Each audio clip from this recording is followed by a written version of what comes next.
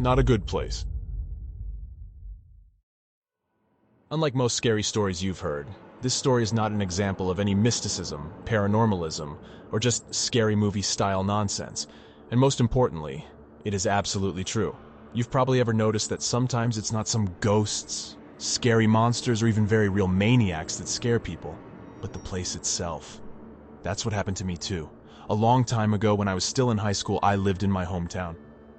I will not mention its name. Anyway, it's standard, and similar settlements with the same name are in almost every district and every region of our vast country.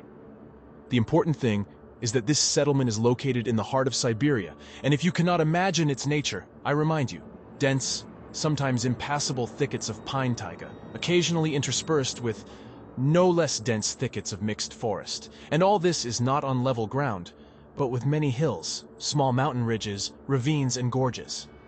It was in just such a place that our village was situated.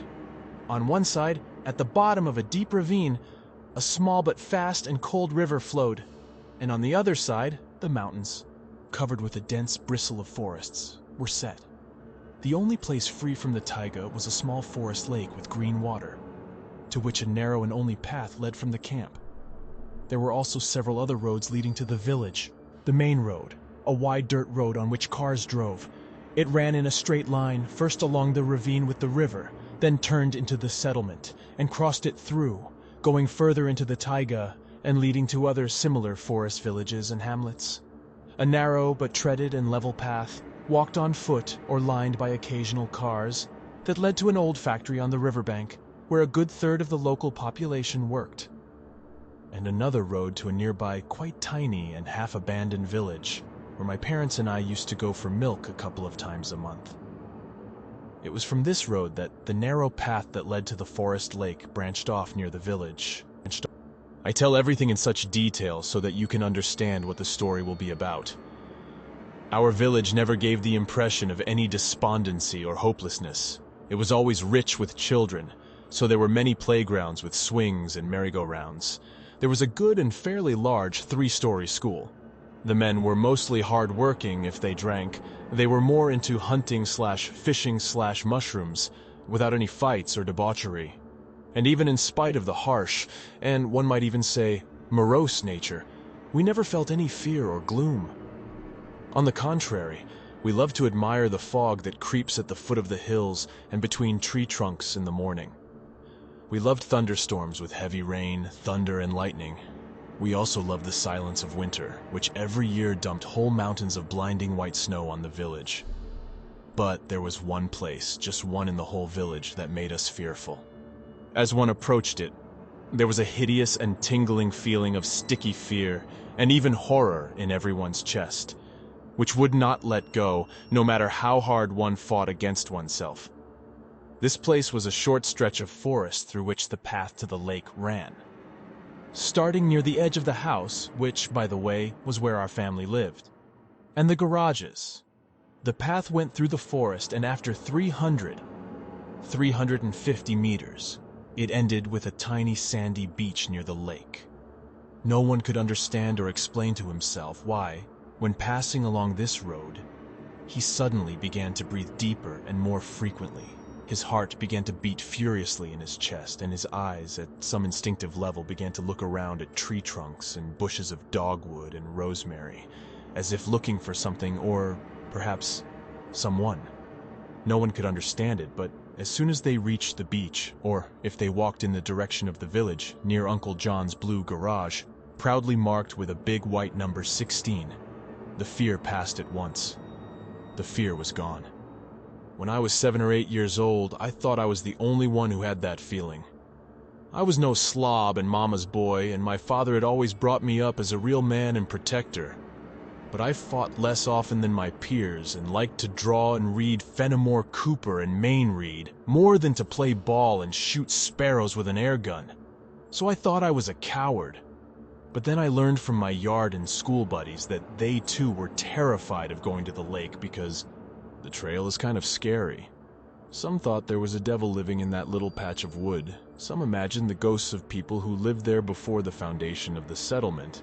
In the 1960s, archaeologists somehow found the remains of a settlement from about the 16th century, which was located about midway between our settlement and that abandoned village I mentioned earlier. I had seen all kinds of films about werewolves and imagined them for some reason, and a friend of mine, whose parents worked in important positions in the local factory and could afford a good DVD and satellite dish that gave access to a lot of channels. But the point was always the same. No one could remain calm while walking down a narrow, quiet, and at certain hours incredibly dark path. As the years went by, I was about 15 years old. My barefoot childhood was already behind me. I had a more holistic perception of the world, and I stopped believing in all sorts of fairy tales and tall tales. I started smoking, dating girls, going hunting and fishing with my father. In general, matured. And the childish naivety was gone, and with it childhood fears, except one. The fear of that path in the middle of the woods, that very short path that even an old grandmother with a stick would have walked in 5 minutes. And me and the boys ran through it in no time at all. It alone continued to terrify me and the other children. I decided to talk to my parents about it, and my surprise was great. It turned out that my mother, who had come to the village at the age of 11 and had lived there all these years, was also incredibly afraid of the unfortunate place, and her fear was as inexplicable as mine. No one had left her in those woods. No girlfriends had frightened her. No unfortunate girls had committed suicide in that thicket.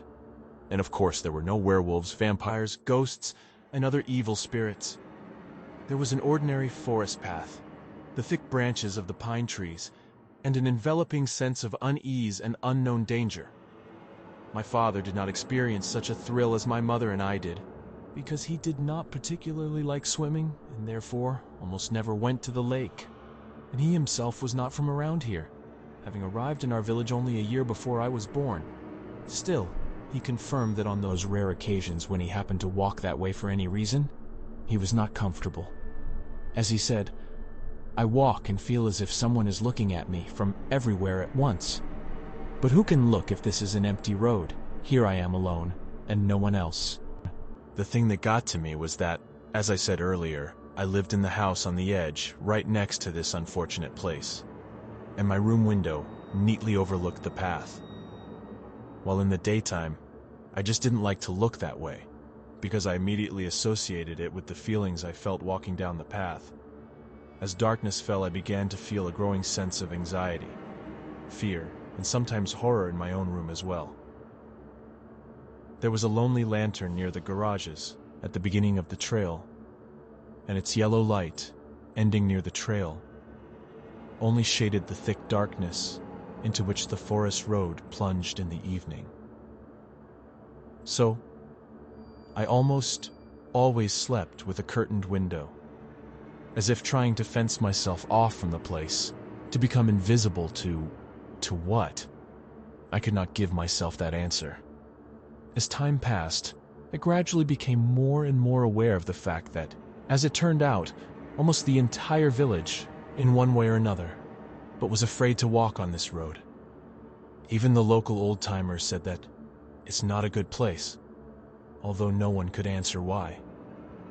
There were no words, just everyone knew by experience, by their feelings, that it was scary, unsafe, uncomfortable there.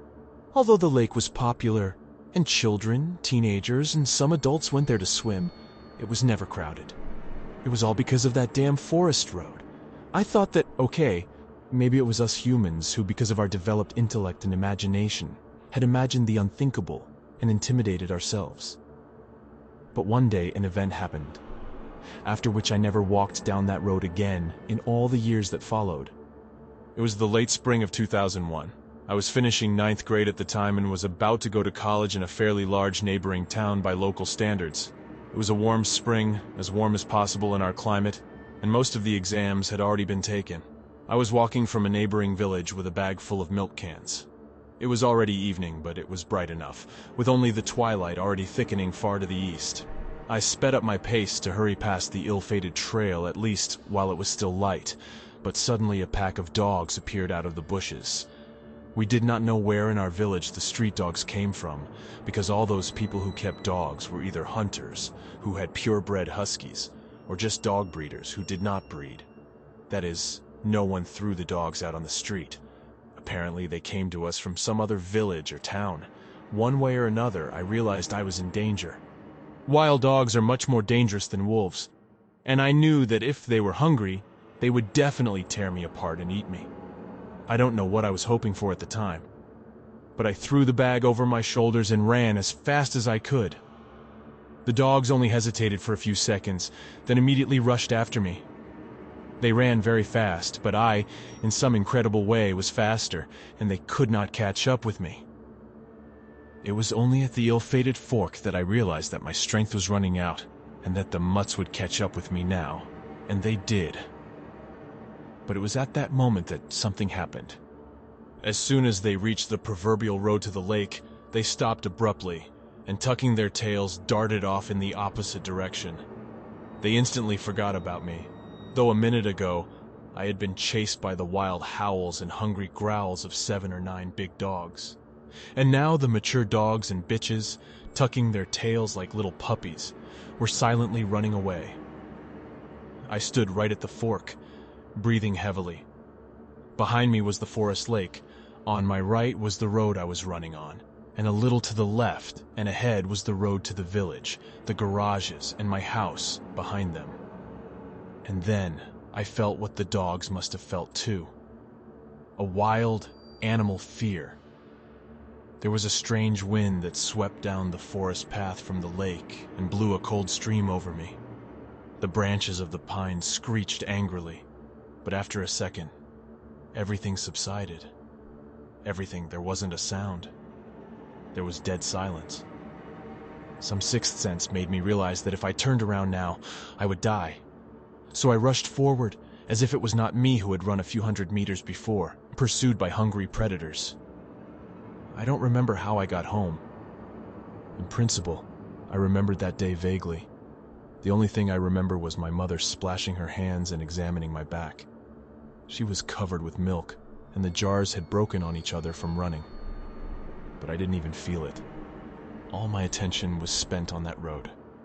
Looking at it from the window, ignoring my mother's lamentations and my father's grumbling about the broken milk, I just stood there in silence, unblinking, and watched.